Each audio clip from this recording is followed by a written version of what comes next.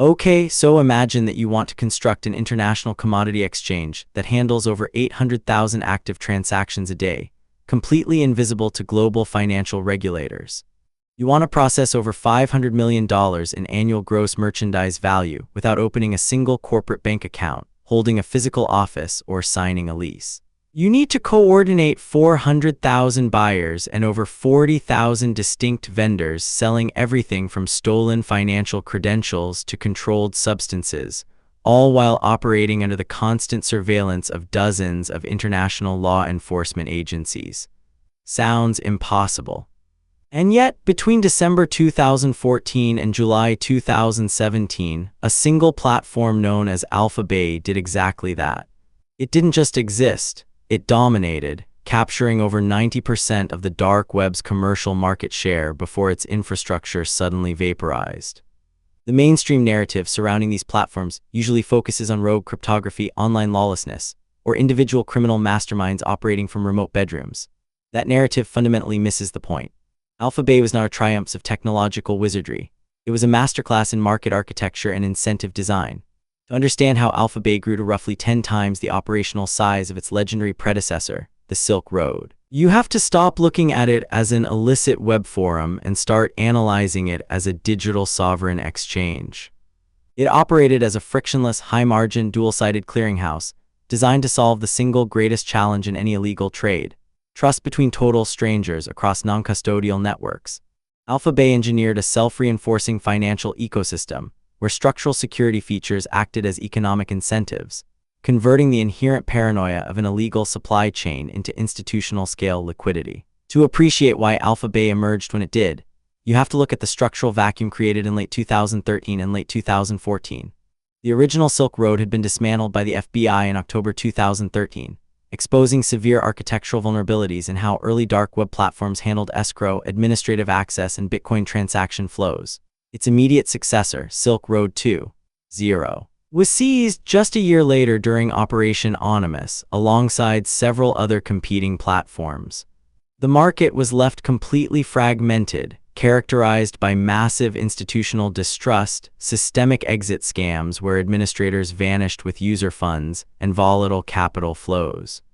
Buyers and sellers were desperately searching for a platform that offered operational stability, professional dispute resolution, and economic predictability. This structural gap was the exact environment AlphaBay was built to exploit. Launched in late 2014 by an individual operating under the online moniker Alpha02, later identified by law enforcement as Alexander Cases, a 26-year-old Canadian computer engineer living in Thailand, AlphaBay was built from the ground up to address the systemic structural failures of its predecessors. Cases understood something fundamental. Buyers and sellers in illegal markets do not care about cypherpunk ideology or decentralized anti-state philosophy. They care about liquidity, uptime, platform reliability, low transaction fees, and asset security. AlphaBay wasn't marketed as an underground revolution. It was deployed as an optimized digital enterprise. The core underlying economic mechanism driving AlphaBay's rapid scale was its centralized clearing and escrow system. In a standard commercial environment, contracts are backed by legal frameworks, regulatory bodies, and civil courts. On a dark web exchange, traditional legal enforcement is entirely absent, meaning counterparty risk approaches 100%. To solve this, AlphaBay built an automated digital clearing platform that escrowed buyer funds at the exact moment an order was placed. The funds were held in the platform's multi-signature or hot wallets until the buyer confirmed receipt of the item, at which point the escrow engine automatically released the cryptocurrency to the vendor, minus a fixed transaction commission ranging from 2 to 4%. This commission model generated immense structural cash flows directly to the platform's operator. Consider the sheer velocity of this capital loop. When an individual ordered a physical commodity or digital payload, the cryptocurrency was deposited directly into AlphaBay's centralized wallet architecture. At any given moment, the platform was holding tens of millions of dollars in unreleased escrow deposits, acting essentially as an unregulated, non-interest-bearing bank. This liquidity float gave the operator immense flexibility to maintain platform operations, invest in redundant hosting infrastructure across multiple jurisdictions, and optimize server response times. Furthermore, AlphaBay actively engineered mechanisms to solve the classic economic problem of information asymmetry. In an illicit marketplace, product quality is inherently uncertain, and the risk of fraudulent vendors is extreme. AlphaBay introduced a rigorous digital reputation economy, borrowing structural features directly from legal e-commerce platforms like eBay and Amazon. Vendors were required to purchase non-refundable vendor accounts, establishing an initial barrier to entry that discouraged low-effort fraudsters. They were subjected to strict rating metrics, public review threads, delivery success rates, and dispute histories.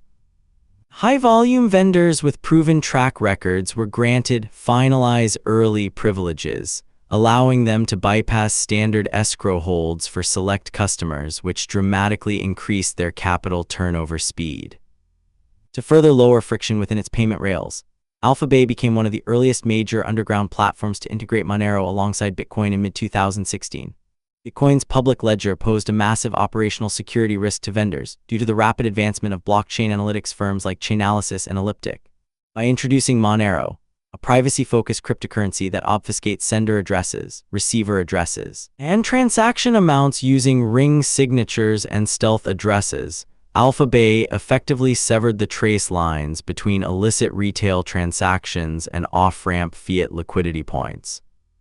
This single feature choice triggered a massive migration of high-volume sellers from competing platforms directly onto AlphaBay, creating a powerful network effect.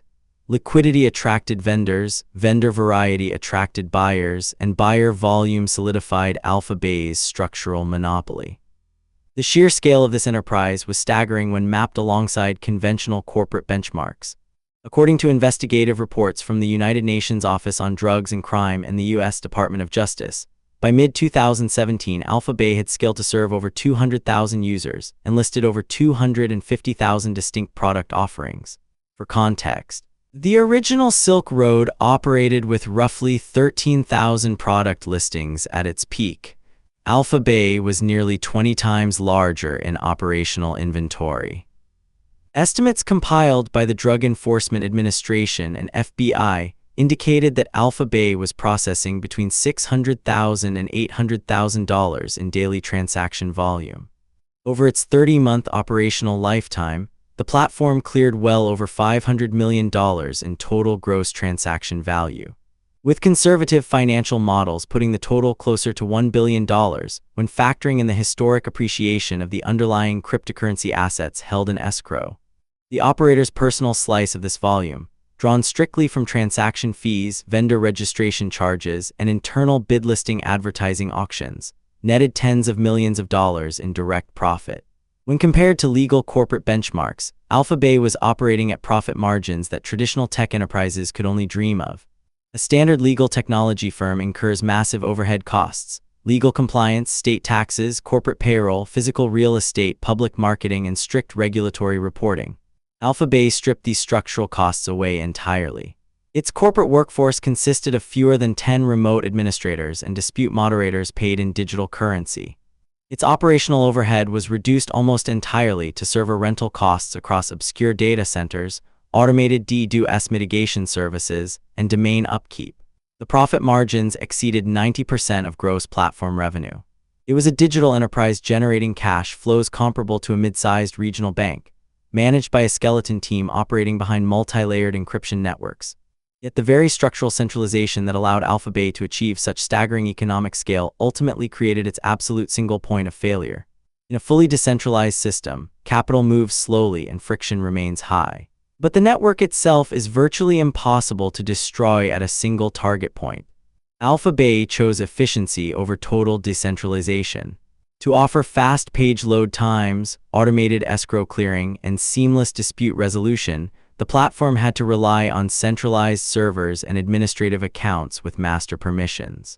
The catastrophic rupture began not through a breakdown of its internal financial mechanics, but through basic human operational security mistakes made at the administrative level, the classic vulnerability that plagues centralized systems in illegal markets.